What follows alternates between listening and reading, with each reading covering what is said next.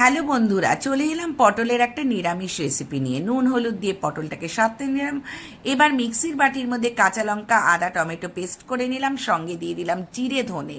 এরপর কড়াইয়ের মধ্যে ফোড়ন দিলাম এবং কাজু বাদাম ও চিনে বাদামের পেস্টটাও করে নিলাম।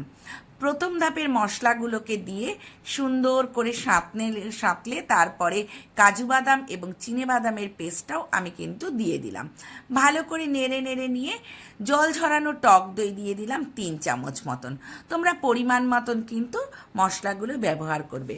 যে যেরকম পরিমাণে পটল রান্না করছো সেই পরিমাণে বেশি কম জুড়ে নেবে।